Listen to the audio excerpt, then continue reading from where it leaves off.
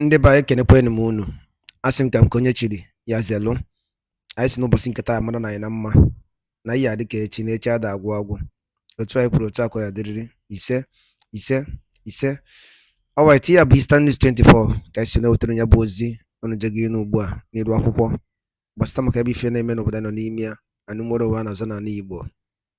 Dịka o si dị, o nwere azụ m chọrọ ịtụpere unu. Data azụ a m chọrọ ịtụpere unu bụ onye ọbụla bụ onye Igbo gboba anwụrị. Unu na-enwe na anwụrị. O nwere izi nji wee kwuo unu nwoba anwụrị na ihe niile na-eme na mba ụwa na Chineke ndị Igbo na-ekwuru anyị ọnụ anyị. Anyị ji the whole video wee bịakwa ọ bụrụkwa 1 minute video, 12 minutes video ka ọ bụ the whole thing ka esi wee mee ya expose ka Trump gọọmenti ji wee mee expose Joe Biden and Obama ka ha si afund Boko Haram na sponsor fa using USAID funding. Unu gbanu chelenu. Ịma ife na-ekene Chukwu bụ na emechara ihe niile na atag IPOB terrorist. Ịma na ndị mba ụwa tagara terrorist and the United States akpọrọ anyị afa, mana ndị akpọrọ afa bụ Boko Haram, the same repented Boko Haram a na-etinye na amị. Onye Igbo anyị na-asị na anya saa anụ. Anyị jiri whole video wee bịa n'iru akwụkwọ. Unu gbakpọ m ka anyị etiru na ya ka unu gee ya ka uruo down gee video a. Ị ga-esi ya video ike na Maazị Nnamdi Kanu 2015 ka o kwuru okwu ihe a. Amịlị years kịta today ka the whole things niile ahụ o kwuru na bịa for the reality. Gee ya bụ ihe anyị ji maka ya wee bịa n'iru akwụkwọ. Ọ gwụna ka ọhụm n'ọnụ. All right, over to you, sir. You don't have to be a rocket scientist. You can just read.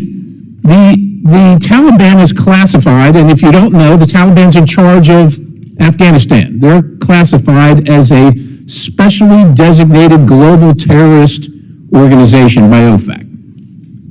So post-2021, so this is last year, 2024, we spent $697 million of the taxpayers' dollars in Afghanistan, including $534,719,000 in change from USAID in Afghanistan. Afghanistan is ruled by folks named Sarayuddin Haqqani.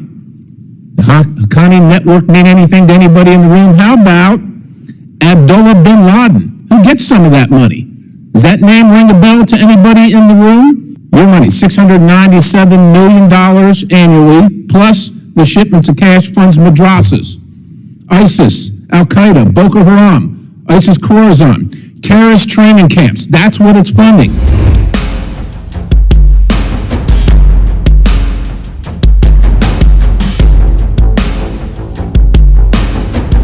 I now recognize Representative Perry. Thank you, Mr. Chairman.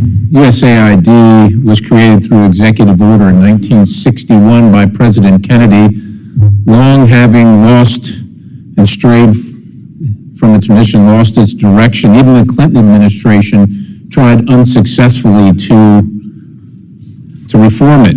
And we spend, I don't know, somewhere between $40 and $50 billion annually on this organization. And with the things that you hear, well, many of us, probably most of us in this room, agree with projecting America's power for the good of all the world around the globe. Quite honestly, if our enemies were asked to design a foreign aid program that would actively undermine the United States of America at maximum cost to the taxpayer, they would be hard-pressed to create a scheme more effective than USAID. That's shocking to say, but I just, it's, look, let's just go to a couple of things here. We left Afghanistan, and I'll characterize it as left in August of 2021. So the Taliban's in charge. Taliban threatens the lives of the NGO personnel distributing USAID. They claim credit for USAID distribution. They interfere with the distribution of USAID aid. They tax the beneficiary of the aid. They tax the delivery service. They steal the food commodities. They divert the funds. They extort citizens for protection for USAID aid. They create sham procurement schemes, and they threaten the lives of those who oppose those schemes. that all occurred before August of 2021, when we were there. Now, you don't have to be a rocket scientist. You can just read the Taliban is classified, and if you don't know, the Taliban's in charge of Afghanistan. They're classified as a specially designated global terrorist organization by OFAC. So post-2021, so this is last year, 2024, we spent $697 million of the taxpayers' dollars in Afghanistan, including $534,719,000 in change from USAID in Afghanistan. I don't know what we think we're going to change in Afghanistan. We lost 22,000, lost or wounded 22,500 Americans in Afghanistan over the course of our term there in the war, spending over $2 trillion. We're just going to keep on spending because somehow we think it's going to get better. And if you're wondering who's in charge of Afghanistan getting the money, and that money I just mentioned, the $697 million is on top of, in addition to the weekly to every 10-day shipments in cash of $40 to $80 million. Afghanistan is ruled by folks named Sarayuddin Haqqani. The Haqqani network mean anything to anybody in the room? How about Abdullah bin Laden? Who gets some of that money? Does that name ring a bell to anybody in the room?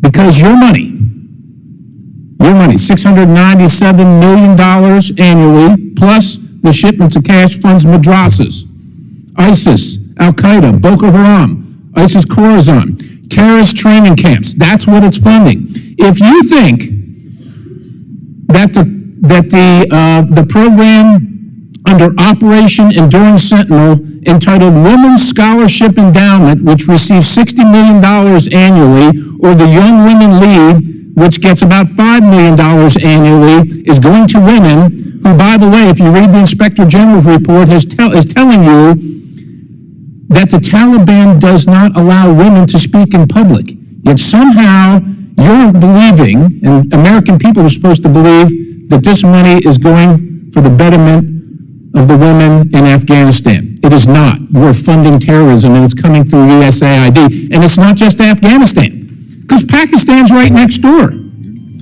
USAID spent $840 million in the last 20 years on Pakistan's education-related program. It includes $136 million to build 120 schools, of which there is zero evidence that any of them were built.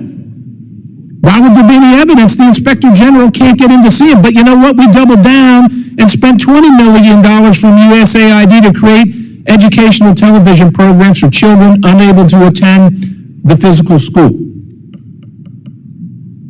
Yeah, they can't attend it because it doesn't exist. You paid for it. Somebody else got the money. You are paying for terrorism. This has got to end. I yield, Mr. Chairman.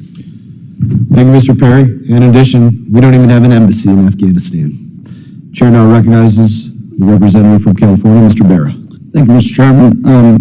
I want to start off by, I know a lot of USAID workers, former workers, alumni are watching this hearing. I want to thank them for their work. They're patriotic Americans. They're out there, they're doing God's work, helping save lives and everything else. And I'm sorry that you guys are caught up in this. So I want to appreciate this on behalf of the United States of America. You guys are patriotic Americans. I visited with a lot of these folks. I travel a lot, got into refugee camps, and we've seen what they do in terms of life-saving stuff. And again, it's super important work that they do. It represents the best of American values, and it is really sad to see these folks get thrown under the bus. When we talk about stronger, better, more prosperous, I think we're all in favor of that. We're all in favor of working together. Mr. Chairman, Congressman Yoho's my classmate, and he may have been more conservative than you when he got to Congress. Ted, you and I traveled, I think, on your first trip abroad. We went out and saw some of these USAID projects. I watched you over time, become the champion of the BUILD Act, the champion of reforms, and we've continued to stay in touch. Now, what saddens me about this whole approach, now I'm not going to talk about Elon Musk. I'm not surprised by how he's approaching things, but this isn't Twitter. I don't want a 21-year-old tech bro going through deciding which programs should continue and not continue. Mr. Chairman, I want us to work and do that work.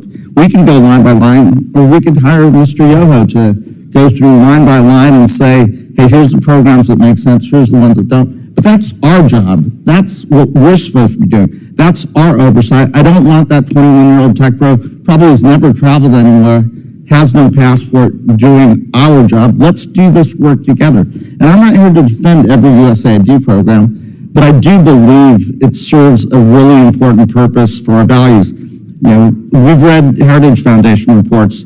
I worry about what's happening in the Pacific Islands. They put out a good report. We met with them. We're ceding our influence, so we're already seeing China step in and take things over. We're watching in Cambodia and Southeast Asia, programs that are good programs like demining. China stepped in, it's front page news. Let's not shut everything down. Let's make necessary reforms.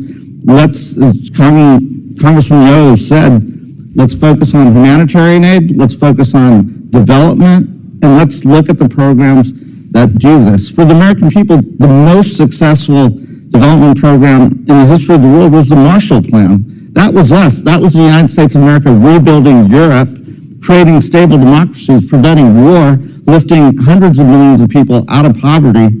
That was us. We can do this, and we can do it better and smarter and not betray our values as Americans. But we should do this. This is Congress's job. It's not someone else's job. And I'm willing to work with you to figure out what programs make sense. Let's write a foreign aid authorization bill. But let's do it in a smart way. Let's get former administrators in here. Let's us do the work, Democrats and Republicans, to rebuild a better, stronger, more prosperous USAID. Congressman Young, we're friends, and we've stayed in touch over the years. I appreciate the Build Act. That was bipartisan, and your leadership there. I am a little bit worried because I've heard President Trump talk about creating a sovereign wealth fund, perhaps making that DFC's mission. Will you actually talk about the difference between DFC and sovereign wealth fund? What I see is the DFC was designed for a specific purpose when we put it together. We wanted to move countries from aid to trade. That was our big thing. And I won't go into why I came up with that. We were on a Codell over in the DRC. And if they want to create a sovereign wealth fund, I think they should do that separately. And I think there was an executive order, in fact, to do that, which is good because if you put it in the DFC, it starts clouding the mission. You know, are we going to do development, or are we going to do build a trust fund or the sovereign wealth fund? And you start clouding the mission and you get away from what I like to call purity purpose. The DFC was for hardcore infrastructure projects that will bring in other investors in a region that needs those jobs and the opportunity so that we can wean them off foreign aid. You know, foreign aid by itself has not brought anybody into prosperity. But working together to build that infrastructure, to create that structure there, that brings in the opportunity, outside dollars, and then we create friendships and allies around the world. Increases trade. Mr. Chairman, I'm willing to work. Let's do the work here in Congress in this committee, and let's build a better, stronger, more prosperous. And I commend you guys for saying that. Could I just add something, if I could? Gentleman's time has expired. I do think.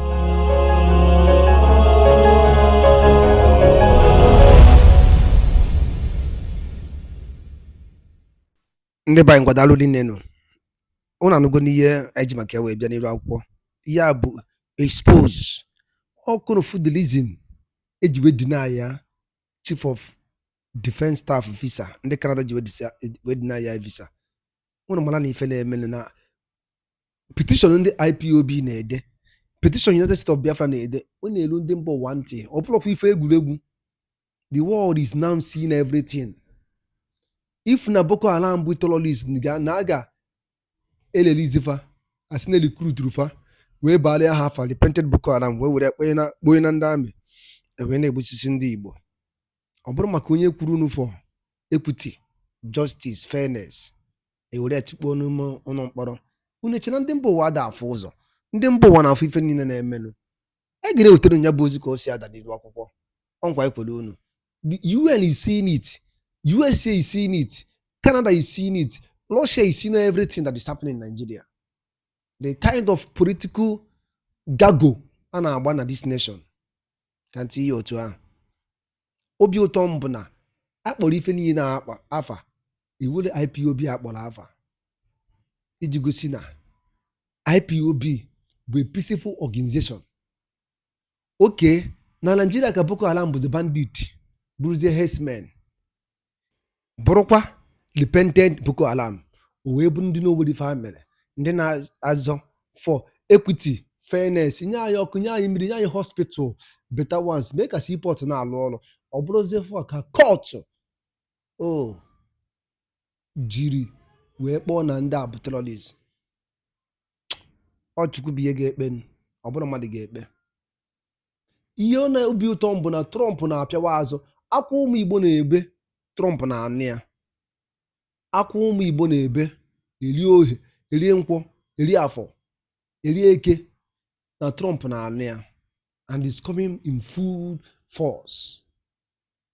Nke Canada ka bụkwa obere, Trump na-abịa nke ya. Ya nke Trump bụ ife ọ ya akụ adịrọ mma. Dee na ife a na-akwụkwọ bụrụ egwuregwu. All the prophecy Maazị Nnamdi Kanu is already come to pass. He said it. Obama wee use Boko Haram wee yasa Goodluck ọchịchị because of na onwe onye Igbo. Were Boko Haram wee mee ya ọchịchị ya wee dị ungovernable. Wee were fund na sponsor fa with the kind of arm ndị a na-ebi. Ọ bụrụzie ndị na-azọ for justice, equity and fairness kunu tag terrorist. Chukwu meru na ebere n'obodo a. Ọgwụna ka ahụ m na ọnụ mmalapụ nnukwu okwu Igbo ma na-ege ntị. Gefu nche gbasata maka ebe ife ndị unu n'elu akwụkwọ. Chọpụrụ ifu nche n'ụdị nke unu. Ka emesịa na ụmụnne m. Ka gbakwara ka etụsa ya bụ ozi ọ dị nnukwu mkpa. Ngwanụ ka ọ dị na ụmụnne m.